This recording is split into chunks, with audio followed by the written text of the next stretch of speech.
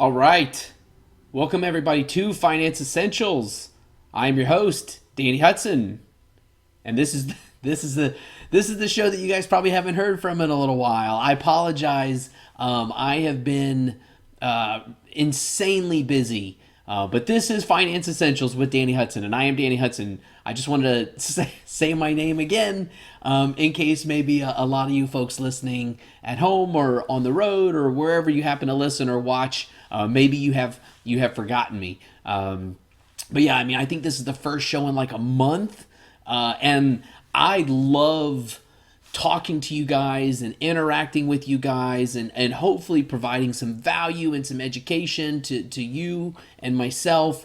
And I have just been so busy over the last month that it just hasn't worked out, right? I mean, life gets in the way. Why does life get in the way of doing a podcast for you beautiful people? There are people out there that do this 5 times a week. What kind of lunatics could do something like that?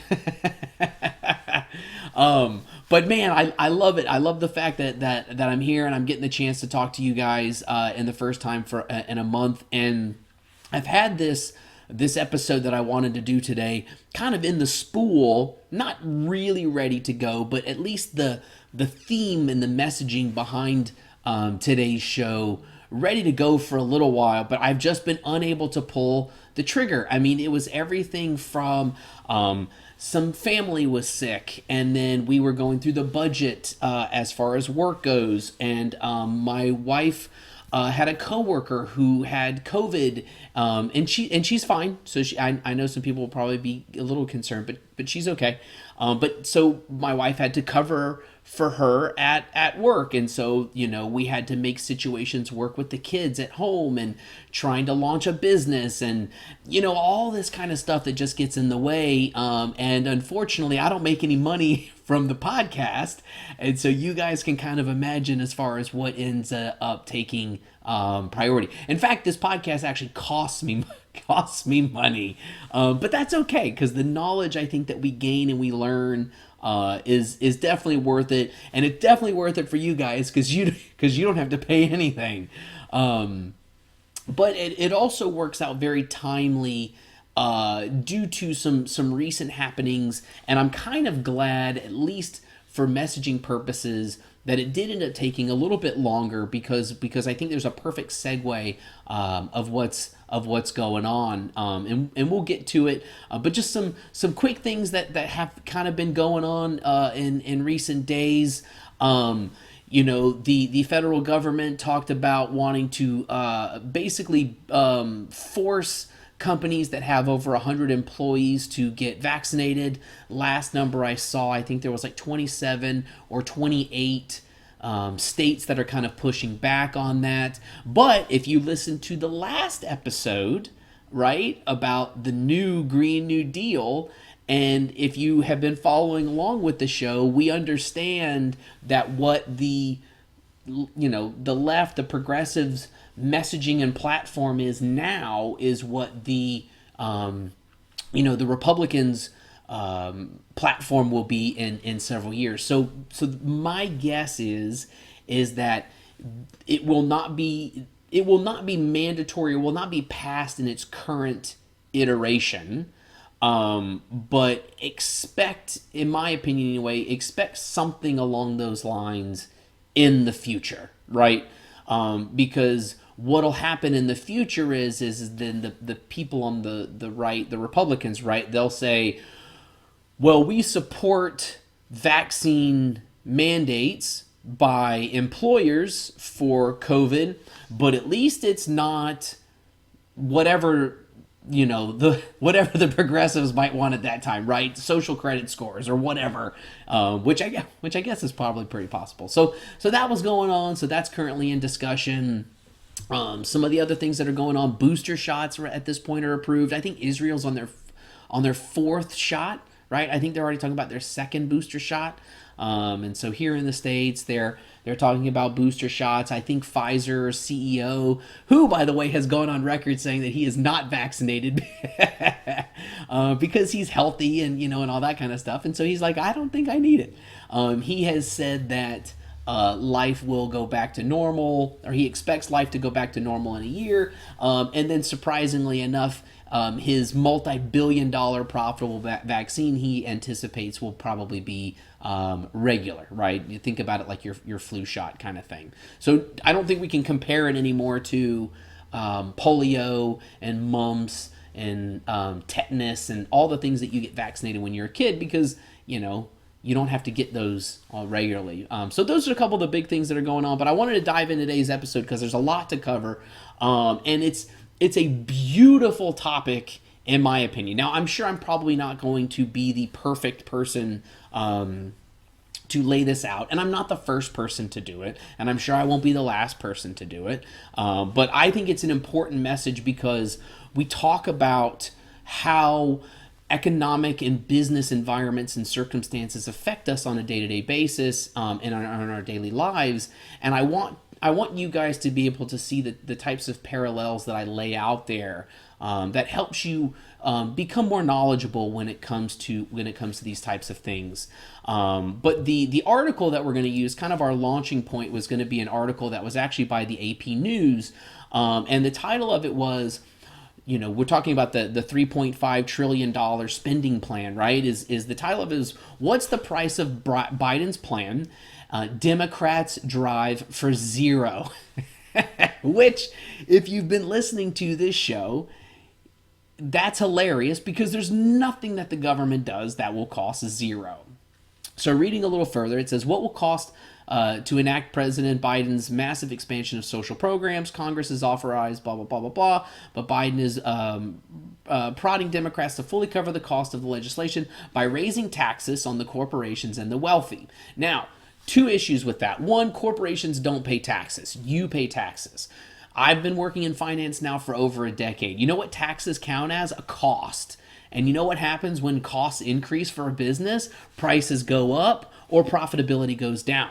Profitability goes down for so long, a business can't survive and they go out of business.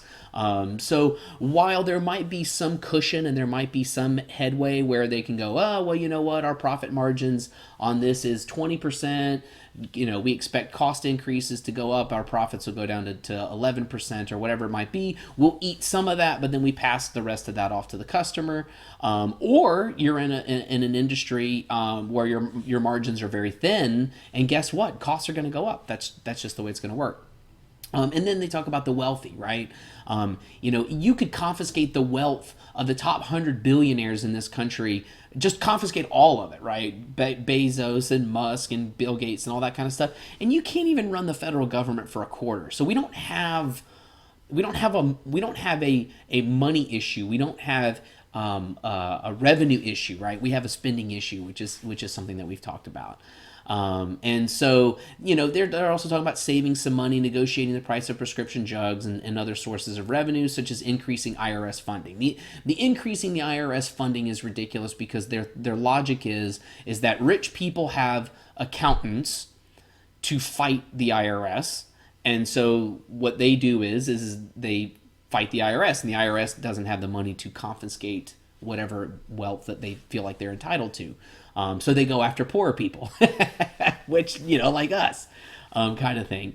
And so then there was a quote, though, that I wanted to put in here from Mr. Biden himself. Is he says, we pay for everything we spend. It's going to be zero. Now, he's partially correct because they're just going to print it, right? They'll just print it and then they'll inflate it away. I mean, that's kind of their MO at this point. But one of the things, though, that I thought was very interesting, and people have made this comparison a lot, is the comparison of Rome, right? We compare a lot about the U.S. to Rome, the parallels as far as their empires go, the military dominance, the trade, just overall the empire of the U.S. versus the empire of Rome. And what I wanted to do was draw some parallels specifically related to monetary supply, right? And debasing of currency. Because at the end of the day, Rome's debasing of their currency is what predicated the fall of the Roman Empire. Their costs got too much. they had finite resources, and so they decided to inflate away their currency to try to pay for all of their expenses, and it resulted in a collapse. And so I wanted to kind of draw and explain some parallels from what we are currently experiencing in the U.S. to Rome, strictly from a monetary standpoint, because I think that there are a lot, and we talk a lot about the Federal Reserve, and we talk a lot about monetary policy on this show, and I think it's important to go into a little bit of the history and then compare it to the Roman situation, and then kind of say, hey, this is how the Roman situation played out. Do we see potentially what our future is going to look like? And so, to give you a little bit of history from the U.S. monetary policy, essentially the U.S. was on a gold standard from the early 1800s, right? And so what that basically means is that the currency's value is directly tied to gold. So you had a Federal Reserve note. Well, I guess it wouldn't have been a Federal Reserve note in the 1800s, but you would have had a currency, a continental dollar potentially, and it was tied specifically to an amount of gold. And so if you went to the bank and you said, "Hey, here's my $3, I would like to redeem that for gold," and they would go, "Okay, all right, here's your $3 worth of gold, and we'll take that money." And so what that did is it tied the currency to a finite resource, right? And so what that would allow them to do is it would allow to keep the supply relatively restricted, which would potentially keep monetary policy in check.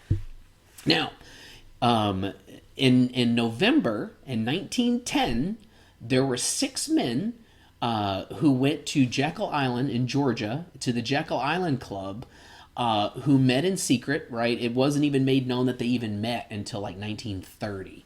But these 6 men, they met in secret, and their goal of this meeting was, how do we reform the banking system? Now, they don't directly outright and say it, but they say, how do we reform the banking system to work in our favor, right? Because they don't really care about helping normal, regular people. They care about being able to dominate and manipulate the system in their benefit. And needless to say, in 1913, the man who we can blame for 90% of our problems these days, Mr. Woodrow Wilson, the worst president in the history of the United States, especially as stated by Mr. Scott Horton, passed the Federal Reserve Act. Now, the goal of the Federal Reserve Act was to provide stability in the financial markets.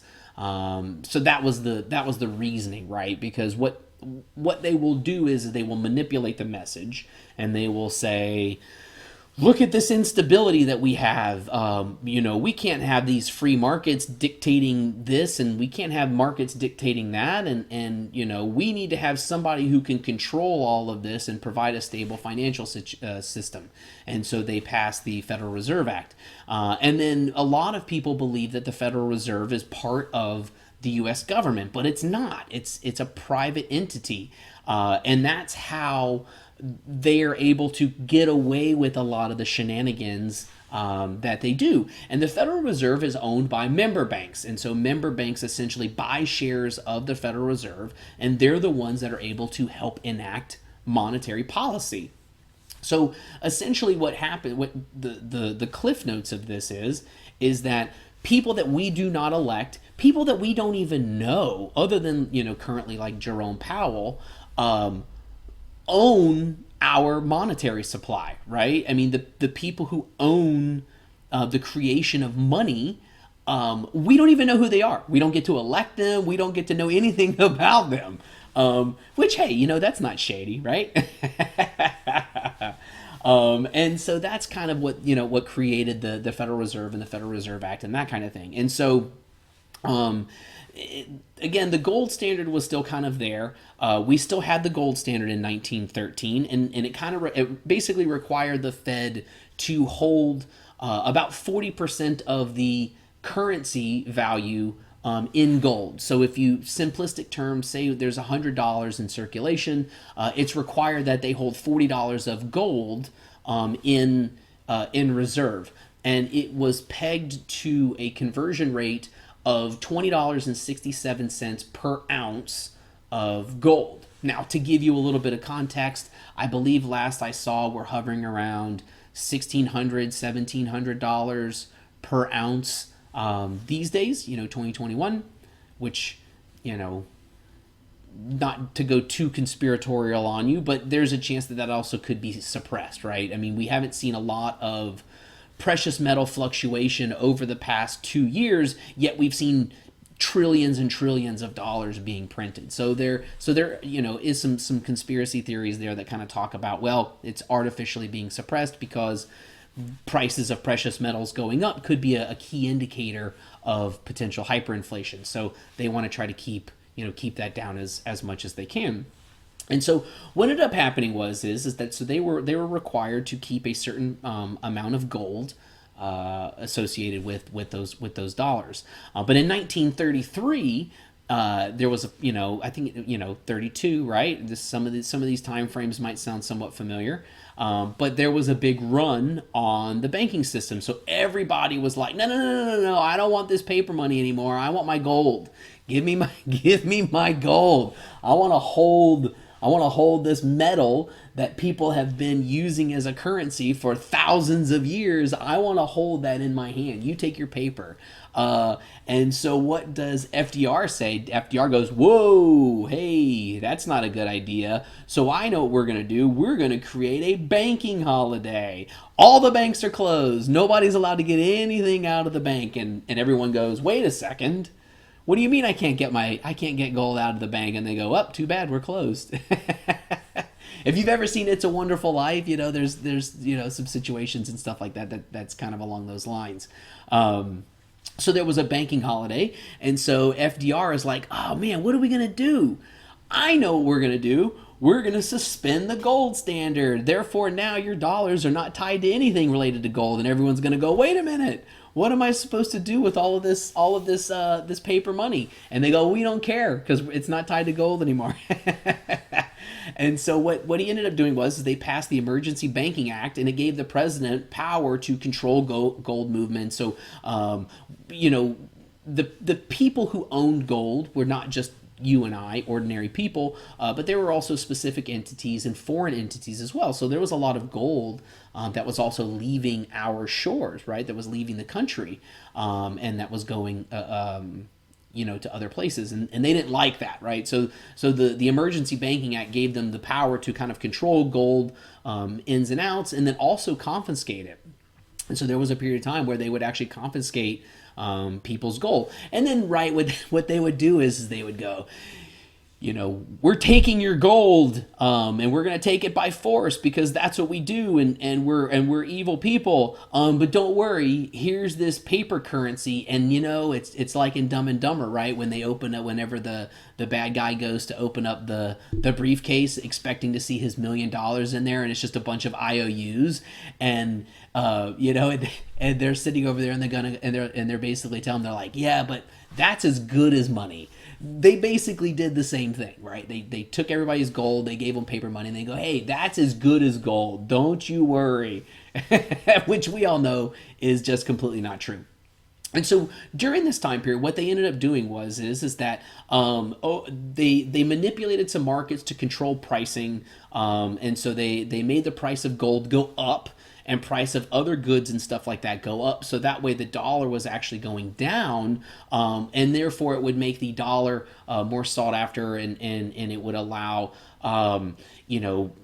what they saw as kind of fair trade, and bring the U.S. dollar and the currency back into kind of more of a competitive landscape. And then they had the Gold Reserve Act in 1934, which kind of brought the gold standard back. But I mean, at that point, right, who has a lot of faith in the system? That they've shown that they can just suspend and destroy whatever they want whenever they want, then who really cares?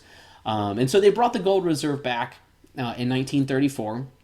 And then there was some additional activity in the meantime. There was like the Bretton Woods system that was in the 40s, and that's where they kind of started talking about exchanging and creating the petrodollar.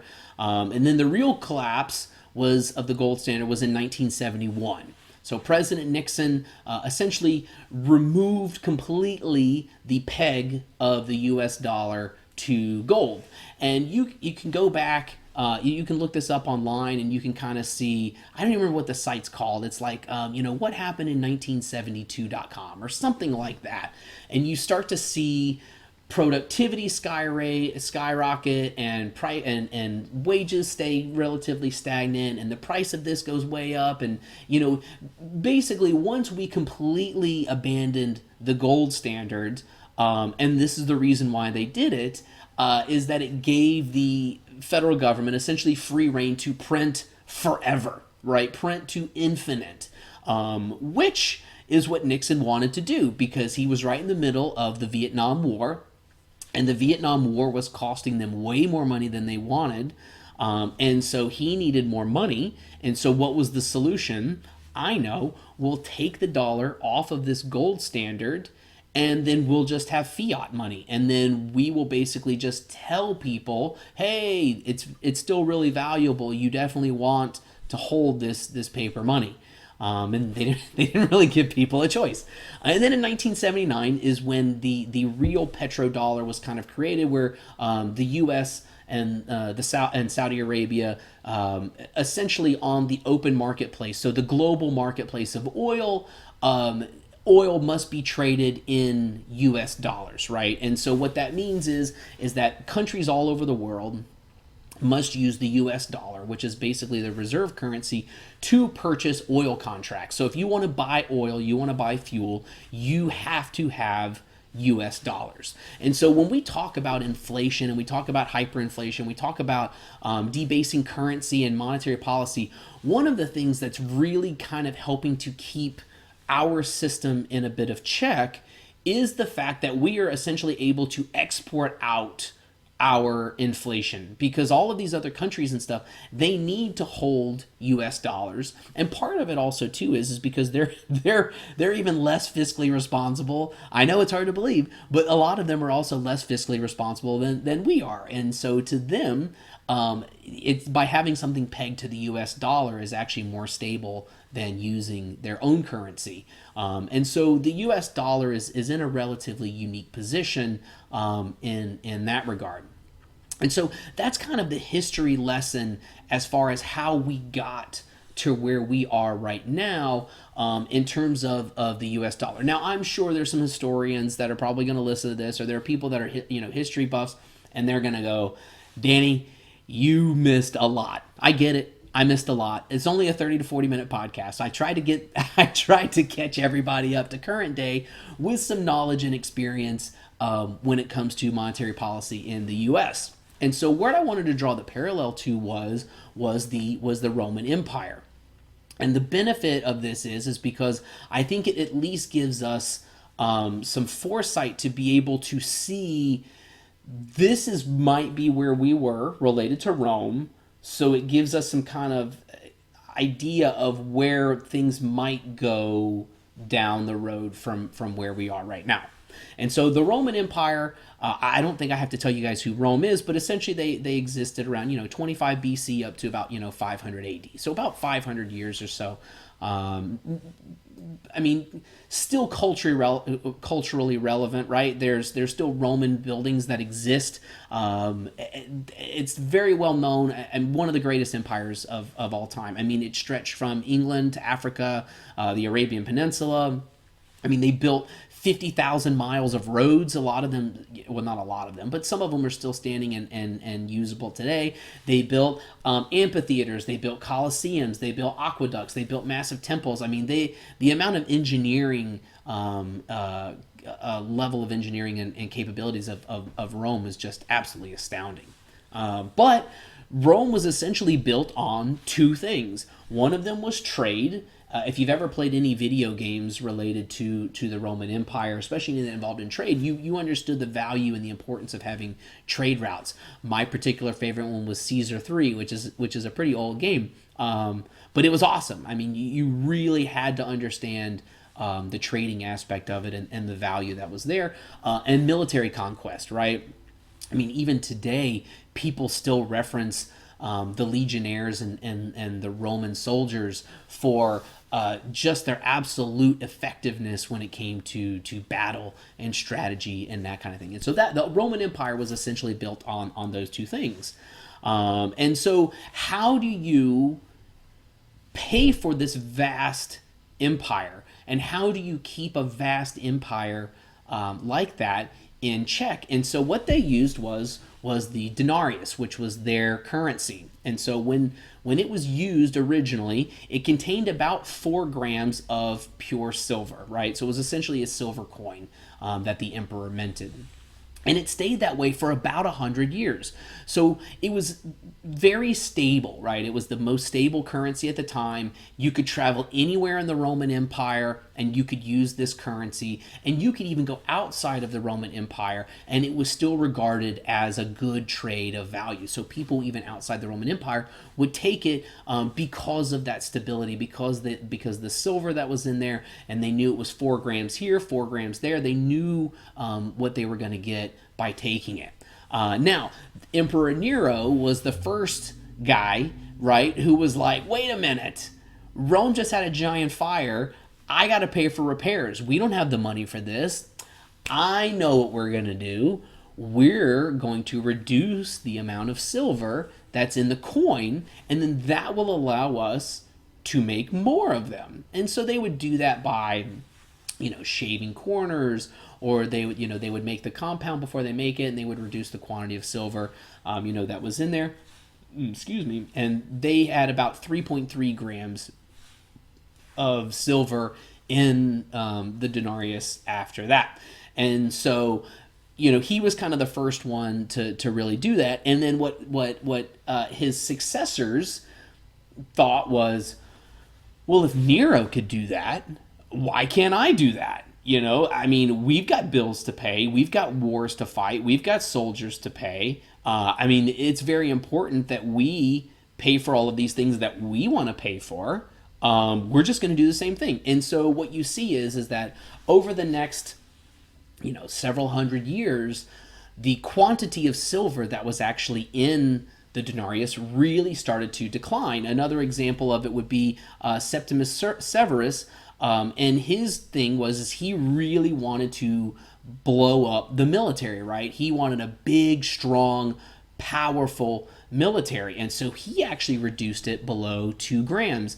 And he had a quote that he said, and it really stood out to me because it really signified not just Rome at the time, but I think it also signifies the mentality of a lot of the people who lead our current government. And it was pay the soldiers and ignore everyone else. Now, obviously, in the U.S., it's not just soldiers. It's right. It's the cronies.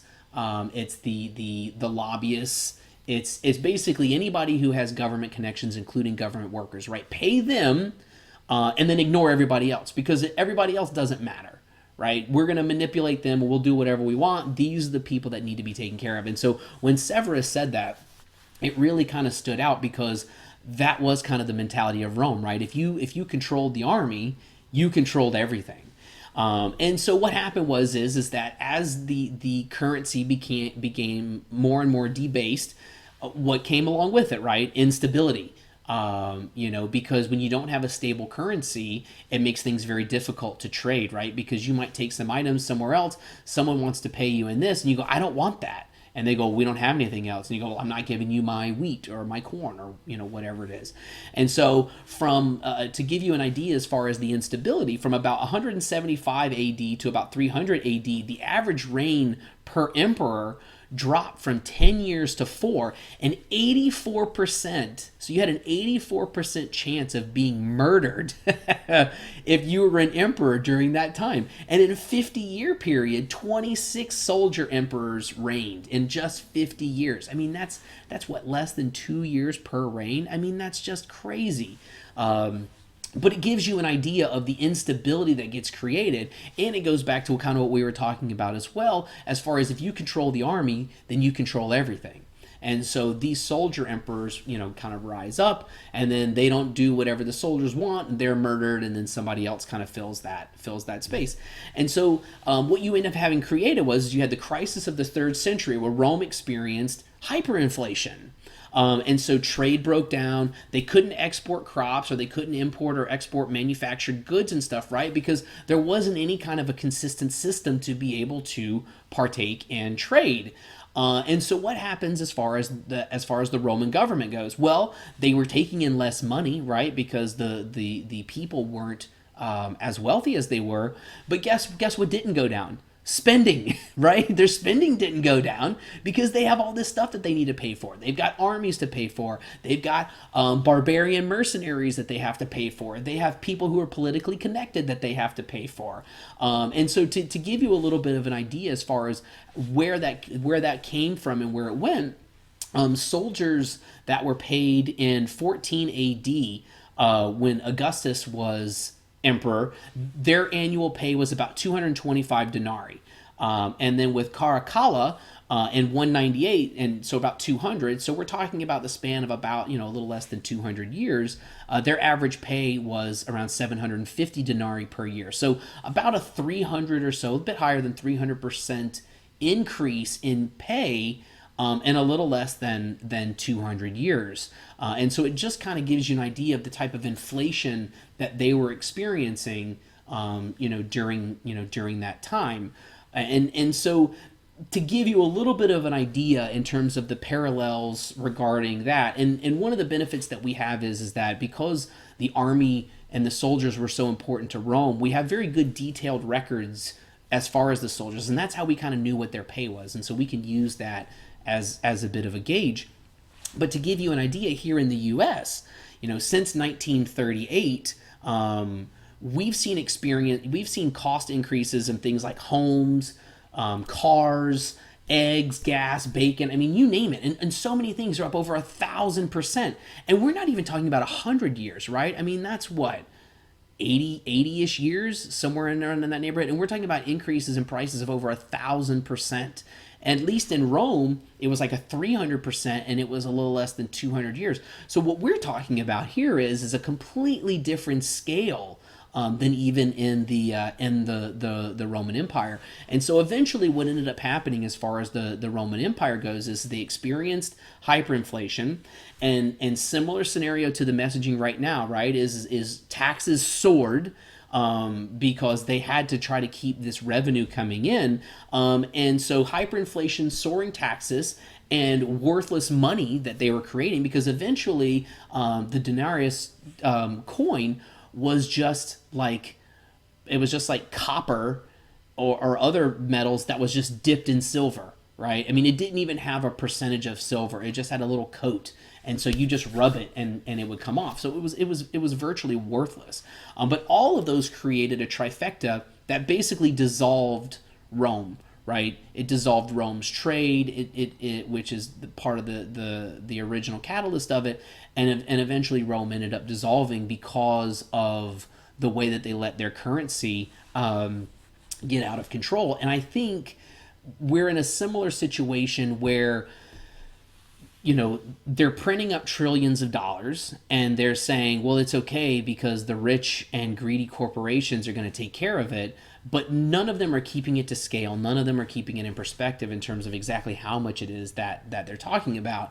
And one of the quotes from Caracalla really also stood out to me as well when he said, and because I think it's very fitting to our federal government, not any particular person specifically, but just in general. And he said, nobody should have any money but I, so that I may bestow it upon the soldiers, right? Because the soldiers are the ones that were going out and they were basically doing his bidding. You control the soldiers, you control everything. And it's kind of fitting, today, I believe the governor of New York just laid off 70,000 healthcare workers for refusing to get vaccinated, many of which already have natural immunity because they worked on the front lines for 18 months. It's only fitting that the majority of them would already have natural antibodies, but they don't care. And so they're bringing in the National Guard, right? They're bringing in National Guard, they're bringing in inexperienced people, they're bringing in retirees to help fill a lot of those gaps. But I'll repeat the quote because I think it's very important, related to where we are today, and it's nobody should have any money but I, so that I may bestow it upon the soldiers. And so it's something to think about, when we're talking about monetary supply, and we're talking about, how we act and how we treat our daily lives, how we treat our long-term perspectives when it comes to money, how to seek other avenues outside of just a fiat-based economy, right? Where do we see this going in the future? And if you haven't listened to my episode that I interviewed Clint Russell, who is the Liberty Lockdown podcast host, I'd go back and listen to it. I mean, we had talks about it. I've also interviewed Scott from Cobra Trading, who does a lot regarding cryptocurrencies and things. And so there are some resources, if this is the first episode that you're listening to, that I would go back and look at. But just think about that, right? How do you foresee the way of positioning yourself in the future if we expect something similar to happen to us, that happened to Rome? But just food for thought. I loved the parallels. I really am glad that I got a chance to talk to you guys today, and I'm really glad I got a chance to do this episode. And we'll talk again soon. Well, hopefully sooner than a month. All right. Bye.